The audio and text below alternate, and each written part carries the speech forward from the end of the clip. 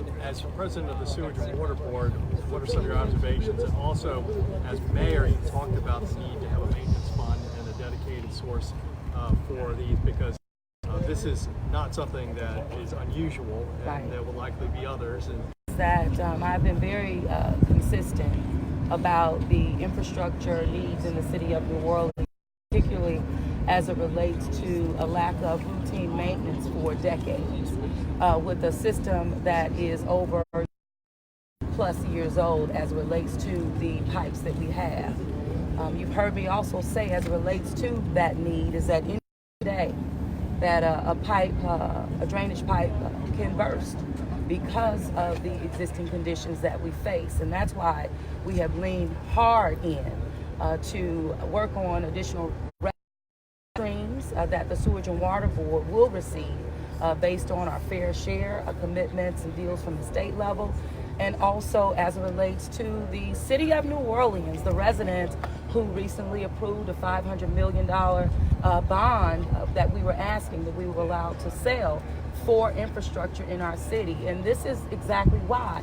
And in addition to that was calling for and creating the city council by request a maintenance fund. I was very much wanting to put resources into that fund through redirection of 3 mills that did not pass by the, but it was healthy. It was a healthy election, which lets me know that people understand the need for maintenance and routine maintenance. So what we were able to do in the budget, my administration made sure that we were able to move on over $2 million to that maintenance fund. So I want to make it known that, one, we're doing the right thing and great stewards of our public dollars, that fiscal responsibility, but building up that maintenance fund to respond in our community, and building that trust also in the community, so that when we talk about a need for additional resources towards maintenance, that next time it will not fail, but also thinking more strategically about how we can build up this maintenance fund without having to go back to voting. So we're looking at this holistically, but the needs are there.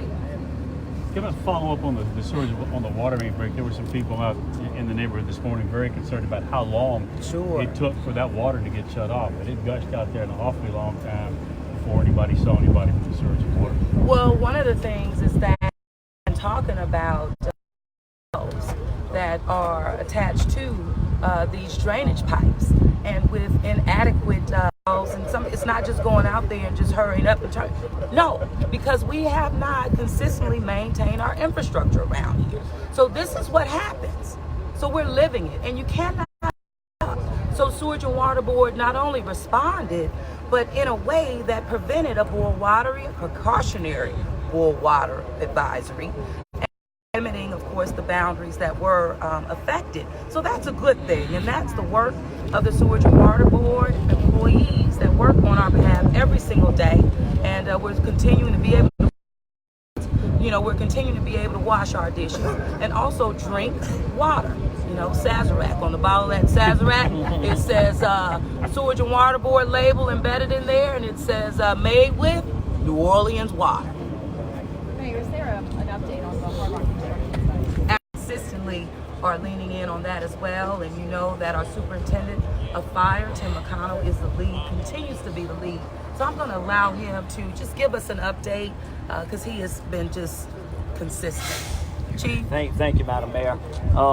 So the update at this point is the engineers that are hired to take that building down, a group of them are in town. There are some that are local, but there's a group of them that are in town that are working on that. They have a plan that's been put together, and they should have a version before us. We're leaving by Monday or Tuesday that will allow us to start mobilizing. We had talked about this. The last update is to now pick the building apart. As people looked at it, I say people, engineers looked at it again and again. The more they looked at it, the more unstable they found it to be. And so we actually issued an order to keep people out of all of the upper floors of the building on Thanksgiving Day when we got information from engineers. And now the plan is that the building needs to actually, before it can start being picked down, it has to actually be stabilized, have shoring done. They've identified where the shoring equipment's located. They're putting the actual written plan together because obviously, we're not letting anyone go in there, given the condition of that building, until until they give us something in writing as to exactly what they plan on doing. It'll get reviewed and get permitted if it's appropriate, and then they'll shore that entire building up. So basically it's being stabilized and held up, not of its own accord, not of its own components, but with this shoring system, obviously in addition to what's been built there. But this shoring will ensure that it ain't going to collapse as people go in to start then tearing it down. And obviously when we get to that part where it's safe, the first thing before it gets torn down is going to be to get the victims out of there. And we continue. We've met with the victims. It is painful. I can't imagine any worse than during the holidays, but we don't get anyone injured in the course of doing this. And so that is the plan that's in the works. We will meet those folks again today, and the goal is to start that operation as quickly as possible to get it shored up, get them the permit they need. It's been unfortunately 2 months, but that's way too long. So that's our goal, and that's the process right now. That's the plan. And as far as who or which company would be performing this work, obviously that would be some type of bidding process or something that would go out. No, this is, remember, I've said this repeatedly. This is not the city doing this. No. It is the responsibility of the ownership. These a building like that is being built, or any other building in the city that needs to be permitted. There's a review process that the city reviews to make sure that it's safe. Particularly in this case, because this is not your usual or normal. I keep telling everybody, quit using the word the normal permitting process. I said yesterday, we're using the exact process we use for every 18-story building that has collapsed that now needs to be destroyed and demolished. So we just using, and obviously it's a very different process to make sure that we don't wind up with another tragedy in the city. For that review process to make sure that they're qualified and are able to do the job. Chief, so what I think I hear from you is that there's now for the picking apart the building? No. Okay. Well, it's part of the process. Okay. Think about why we couldn't get the bodies out already, right? We couldn't get them out because there's a collapse on top of them.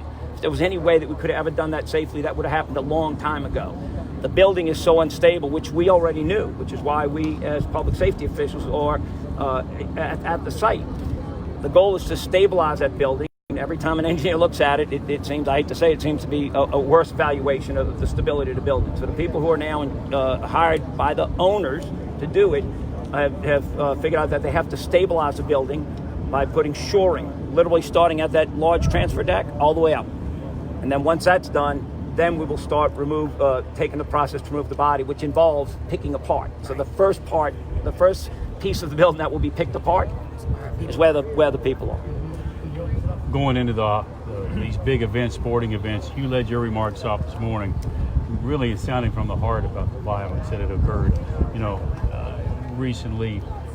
Going into this big holiday, going into these big events that are coming up, how are you feeling at this point about where we're going? I'm feeling very confident, particularly in our public safety team and the response that was demonstrated on that Sunday morning, and also just the unified command that is always put in place when we are managing and hosting large events.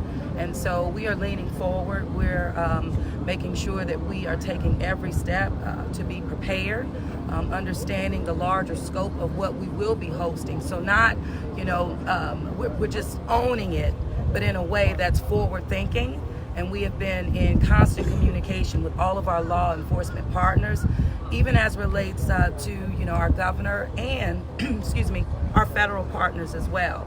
So we are prepared, and the New Orleans Police Department has not even wavered as it relates to the investigations that are on. We'll be coming to you all again with more information as it relates to investigations. But we're telling folks, make no mistake about it, do not come to the city of New Orleans prepared to cause harm to anybody. And should you do that, we're going to do everything within our power to bring justice of New Orleans, as we are demonstrating that we're doing. Chief, has the timetable shifted at all for the demolition, or what is the current timetable where you're thinking at this point? That's one of the items we're expecting. Anyone, I don't want to talk technical, but anyone who's involved in a construction project, you engineers and architects put together these timelines. So some things are start the process, other things are running parallel to that.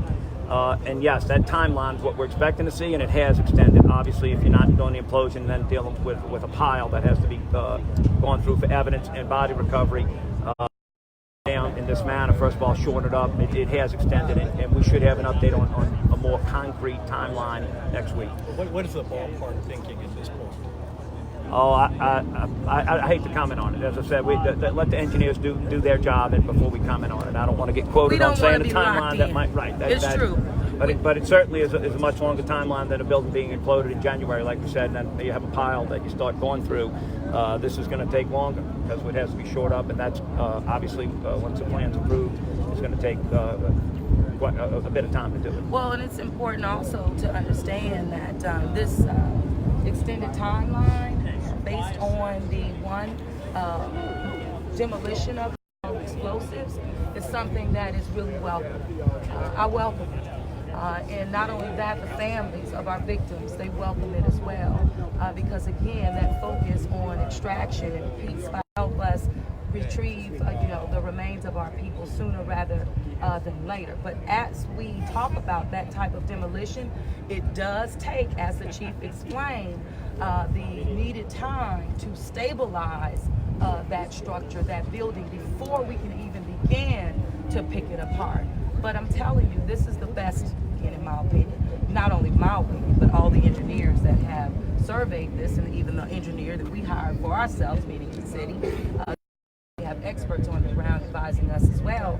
But it is preventing us, that explosion, not having to go there, making sure that explosion zone, doesn't impact people, businesses. We have seen that our businesses were hurt by, just the collapse or closure on Canal, and just being also our historic fabric. So I'm embracing the demolition process, and we will give you a timeline as soon as one has been determined. But again, based on the stabilization that is required, and as we begin to pick apart the building, to first priority is get our remains, because without the remains, even going to the coroner's office, we are unable to release official death certificates for our family. But through the chief and the work with the coroner, we were able to secure a certificate. It's called a certification of death letter. Yes, a death letter that we were able to provide the family with on yesterday. So we're working through this every single day. We have not taken our eyes off the ball, and it will continue to remain really on public safety across the board for everybody. Thank y'all very much. Thank you. Thank you. Chief, not Sorry.